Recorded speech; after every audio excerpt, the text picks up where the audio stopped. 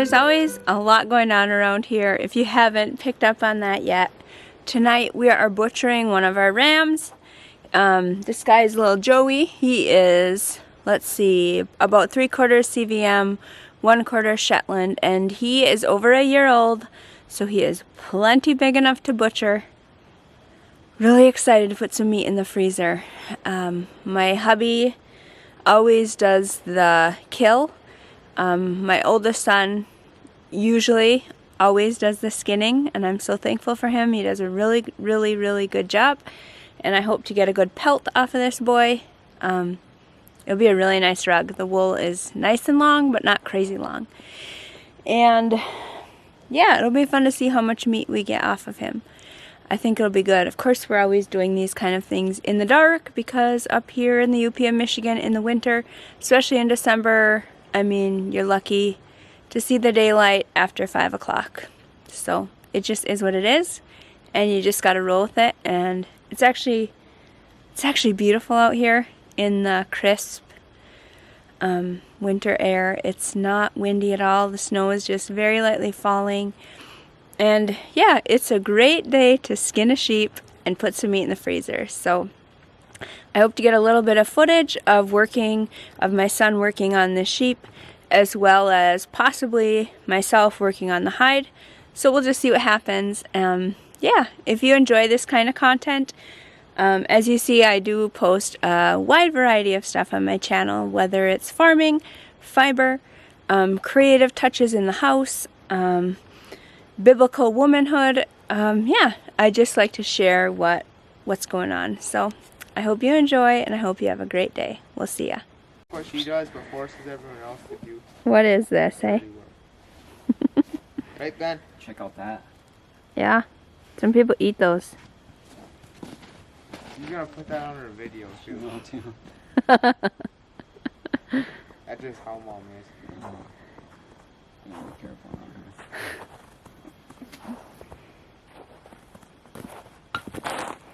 These horns are pretty cool, huh? This is a skill that my son just picked up mainly through trapping and processing a lot of his own furs for trapping. So that is why he is so handy with a skinning knife. And honestly, I don't really know exactly what all he does, although I'm going to time-lapse this video so you can watch it in fast motion and kind of get a feel for how he does it. I know he does cut the wool off of the feet first, or the back legs that are hanging from the gambrel, and then he cuts the wool, he removes from the tail also, so that he can begin sliding that wool off. But I think if you want to learn how to do this, watch this in fast motion and then look for other YouTube tutorials out there. They're definitely out there. And just be willing to try, and that's how you learn. I didn't really get into the butchering process in this video. We usually just quarter the meat after we skin it. We gut it and then quarter it and put it in coolers to cool it, chill it for a couple days before we process the meat down further. So we don't leave it hanging, although that could be an option if you have like a temperature controlled place to keep your meat. We just quarter it up, put it in coolers, and keep it cool for a couple days until we can get it into specific cuts.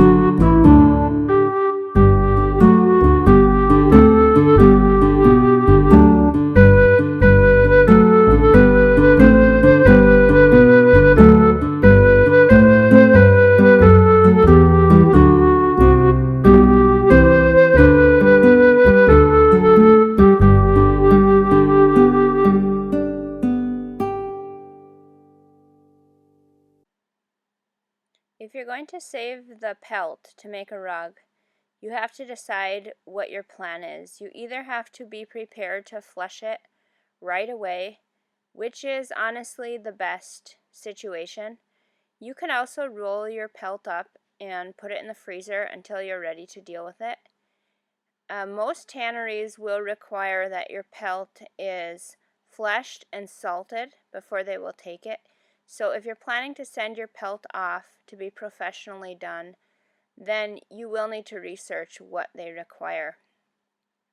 It is one of my goals this winter to get really good at tanning, and I am just being honest by telling you right now that I am not good at tanning. However, I don't give up easy. I am a very stubborn person, so I am trying again, and I'm really excited to be doing this project. There was a lot to get off of this hide or this pelt, and it took honestly a long time. I didn't even care to pay attention to how much time it took me because I figured that would just make me annoyed. I just decided I was going to enjoy the process and get a good workout on my shoulders and my arms, and it was a really good workout. I tried to pay attention to my back. I know working on the floor isn't ideal. You can see how I'm able to get off actually really big chunks at a time. When you get like right in that, between that membrane, the skin and the fat, I think you could also try to do this as you're skinning. I was kind of asking my son about that, and he seemed to think I was crazy by suggesting that, but I think it would be really cool to try this when you're taking the pelt off the animal in the first place. And I think the next one that my hubby shoots, I'm going to try to skin it. I'm going to see if he will teach me what he knows, my son, and then see if I can learn how to do this, because he's 17. He's going to be moving out in a year or two. He's probably not going to want to come home to skin my sheep for me every time that I need one done. I'm sure he would do it for me once in a while, but I wouldn't want to have to rely on him. So I got this really nice fleshing tool. I think it's at Trapper Shack, I want to say. The website that I mainly use to learn how to do this process is called Shepherd Like a Girl, Shepherd Like a Girl. And so if you Google Shepherd Like a Girl, tan your own hide, you'll get some really good instructions on what you need to do. But a lot of this is honestly just takes a lot of time, a lot of patience, a lot of muscle, I guess. You're putting quite a bit into it, and it is very time consuming. Lars did a great job on the pelt. There was just one small hole, so I'm just going to have to be careful around that one area when I'm stretching, because that's the place where it can cause an issue. Potentially. It doesn't mean that it will for sure. It's just if I stretch too vigorously around that spot, I could run into a problem.